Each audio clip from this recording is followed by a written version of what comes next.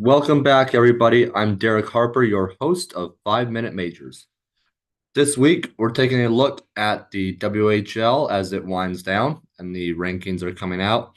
The playoff picture is becoming much more clear.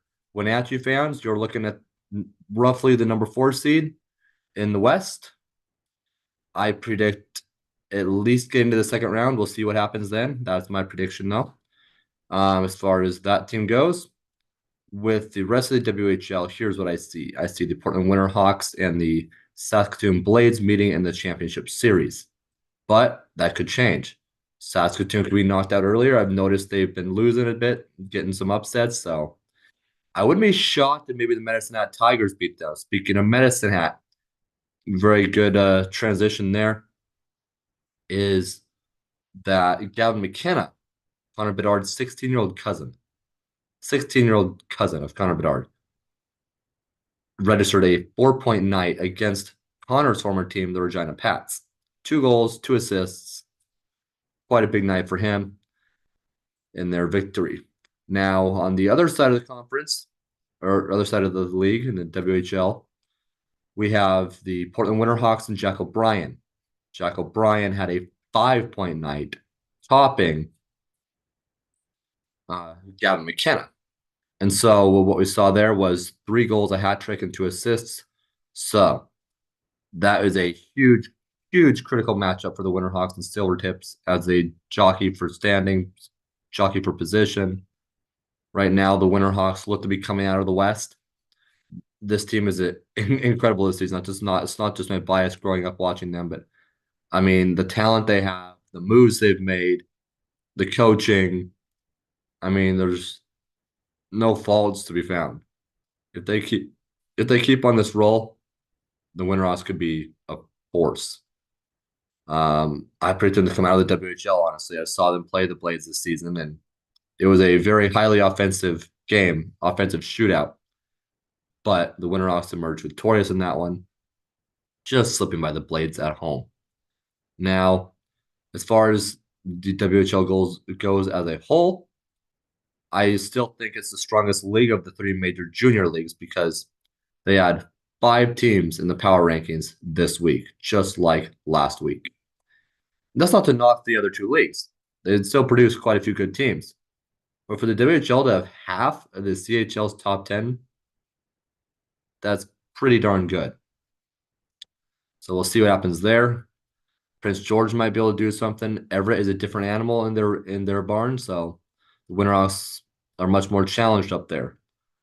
So we'll see what happens. As far as a couple other items go, we are hoping to speak to WHL Commissioner Ron Robison, the outgoing commissioner. We'll see if we can get that done or not. We'll cross our fingers. The other item on the agenda, what everybody's been talking about, the CHL and the NCAA. It has been, I don't know if taboo might be the right word before, because players have only been able to go from the NCAA to the CHL and not come back. They can't go the other direction from the CHL to the NCAA. There's been a bit of pushback on that. Officials at the collegiate ranks are not happy about it, but there's really no reason that this cannot happen now because if you think about it, with the college athletics and how they are these days with the whole NIL, with NIL, it's basically the same thing almost because these players are profiting off of their names in the WHL, OHL, QMJHL. So really, this is probably going to happen, but there's not much on that front. But I thought I'd update y'all that there has been some pushback from collegiate officials. So we'll see where that goes, but I would still expect the deal to happen. And then I would think it would be announced by summer, as I've been told by others. So we'll see what happens there on that deal. But right now, keep your eye on the postseason as it ramps up with the regular season winding down. The Memorial Cup this year, Saginaw of the OHL. The interesting thing there, though, Saginaw is also in the CHL's top 10, second in their league and second in their conference behind the London Knights. Now, what happens if Saginaw wins the league? Well, what would happen there if it's not London? If Saginaw wins it as the host, then they would still be in. But the runner up, so the OHL's runner up in the championship series would make it.